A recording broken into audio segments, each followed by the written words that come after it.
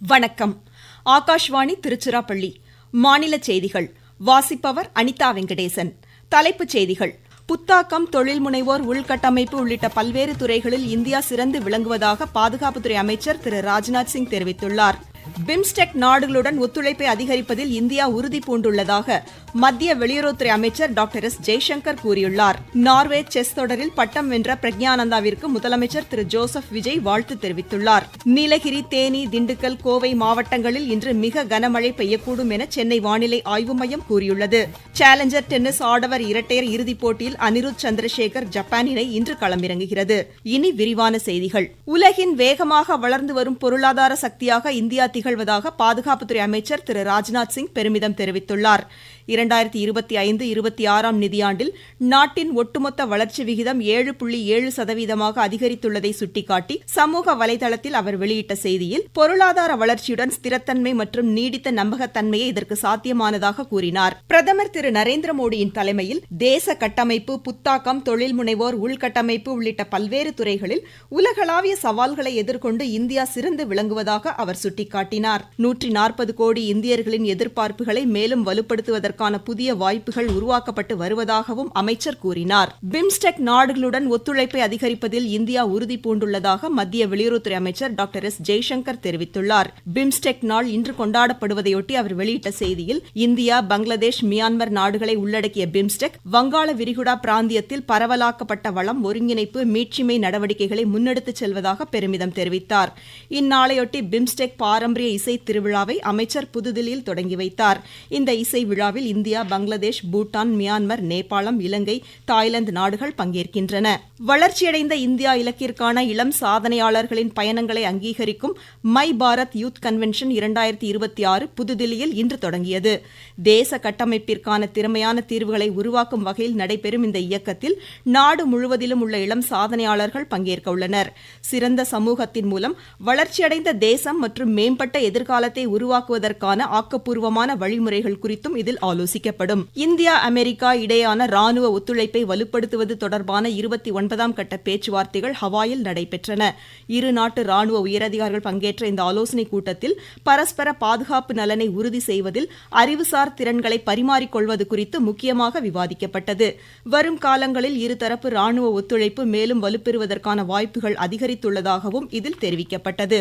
2027ஆம் ஆண்டிற்கான பத்ம விருதுகளுக்கு விண்ணப்பிப்பதற்கான கால அவகாசத்தை அடுத்த மாதம் 31ஆம் தேதி வரை மத்திய உள்துறை அமைச்சகம் நீட்டித்துள்ளது. ராஷ்டிரிய புரஸ்கார் இணையதளம் வாயிலாக இதற்கு விண்ணப்பிக்கலாம். எபோலா அச்சுறுத்தல் காரணமாக ஆப்பிரிக்க நாடுகளுக்கு பயணம் மேற்கொண்டவர்கள் 21 நாட்கள் தனிமைப்படுத்தப்படுவதாக மொரீஷியஸ் அரசு அறிவித்துள்ளது. மேலும் காங்கோ, உகாண்டா, தெற்கு சூடான் நாடுகளில் பயணம் மேற்கொண்டவர்கள் மொரீஷியஸ் நாட்டிற்கு வர தற்காலிக தடை விதிக்கப்பட்டுள்ளது.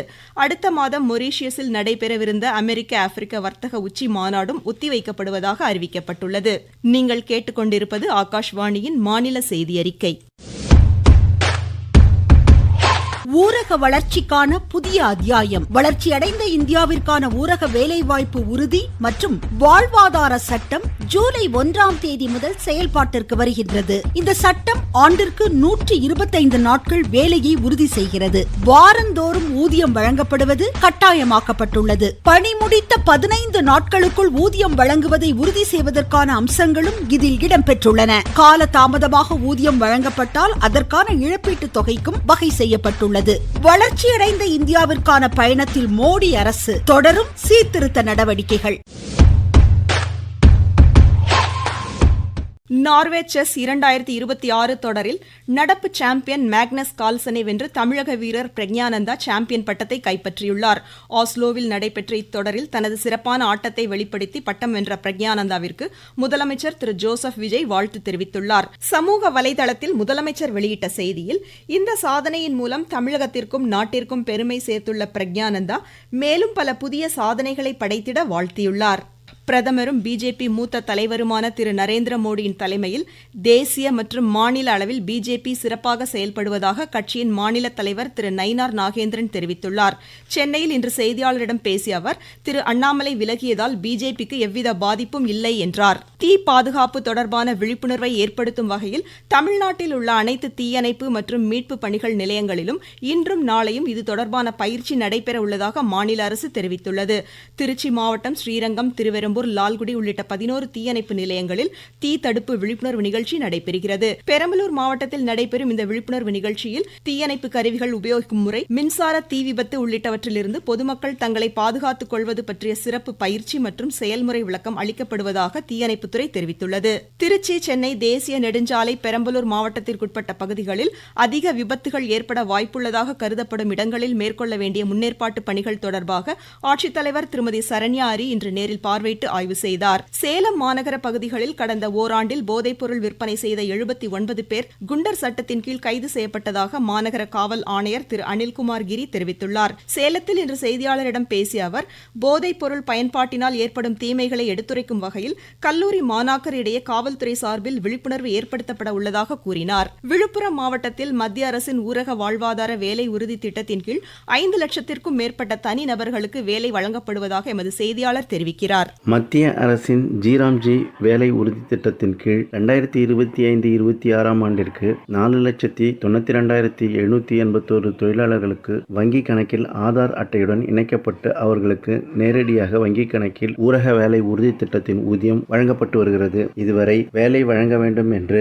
688 ஊராட்சிகளிலும் 4,41,000 குடும்பங்களை சேர்ந்த 5,95,000 பேருக்கு வேலைகள் வழங்கப்பட்டுள்ளன என்று மாவட்ட நிர்வாகம் தெரிவித்துள்ளது. விழுப்புரத்திலிருந்து ஜி சுரேஷ். நீலகிரி, தேனி, திண்டுக்கல், கோவை மாவட்டங்களில் இன்று மிக கனமழை பெய்யக்கூடும் என சென்னை வானிலை ஆய்வு மையம் கூறியுள்ளது. கன்னியாகுமரி, கோவை, திண்டுக்கல், தென்காசி, திருநெல்வேலி, திருப்பூர், விருதுநகர் மாவட்டங்களிலும் மழை பெய்யக்கூடும் என அம்மையம் தெரிவித்துள்ளது. இதனிடையே நீலகிரி மாவட்டத்தில் தென்மேற்கு பருவமழை தொடங்கிய நிலையில் உதகை மற்றும் சுற்று வட்டார பகுதிகளில் மழை பெய்து வருகிறது. எமரால்டு, நஞ்சநாடு, முத்துறை உள்ளிட்ட இடங்களில் நீர்நிலைகளுக்கு தண்ணீர் வரத்து அதிகரித்துள்ளதால் விவசாயிகள் மகிழ்ச்சியடைந்துள்ளதாக எமது செய்தியாளர் தெரிவிக்கிறார். நீலகிரி மாவட்டத்தில் கனமழை பெய்யும் என வானிலை ஆய்வு மையம் எச்சரிக்கை விடுத்திருந்த நிலையில் இன்று காலை முதல் உதகை நகர பகுதியிலும் அதனை சுற்றியுள்ள Ithalar, Emerald, Nanjanadu, Kappathurai, Muthorai, Palada, finger post உள்ளிட்ட பகுதிகளில் மழை பெய்து வருகிறது. மழையின் காரணமாக பொதுமக்களின் இயல்பு வாழ்க்கை பாதிக்கப்பட்டுள்ள நிலையில் விவசாயிகள் மகிழ்ச்சி அடைந்துள்ளனர். நீர்நிலைகளுக்கும் தண்ணீர் வரத்து தொடங்கியுள்ளது. கடந்த சில நாட்களாகவே மழை விட்டுவிட்டு பெய்த நிலையில் கேரளாவில் தென்மேற்கு பருவமழை தொடங்கியதை அடுத்து நீலகிரி மாவட்டத்திலும் மழை தொடங்கியுள்ளது. உதகையில் மழை பெய்து வருவதால் குளிர் நிலவ தொடங்கியுள்ளது. உதகையிலிருந்து சரவணன். தூத்துக்குடி திரேஸ்புரம் நாட்டுப்படகு மீன்பிடி சந்தையில் மீன்களின் விலை அதிகரித்துள்ளதாக எமது செய்தியாளர் தெரிவிக்கிறார். தூத்துக்குடி மாவட்டம் மட்டுமின்றி தமிழகம் முழுவதும் மீன்பிடி தடைகாலம் காரணமாக நாட்டுப்படகுகள் மட்டுமே கடலுக்கு மீன்பிடிக்க செல்கின்றன. திரேஸ்புரம் நாட்டுப்படகு மீன்பிடி துறைமுகத்திலிருந்து ஆழ்கடலுக்கு மீன்பிடிக்க சென்ற ஏராளமான நாட்டுப்படகுகள் மற்றும் ஃபைபர் படகுகள் இன்று காலை கரை திரும்பின. மீன்களின் வரத்து குறைவாக காணப்பட்டது. இதன் காரணமாக மீன்களின் விலை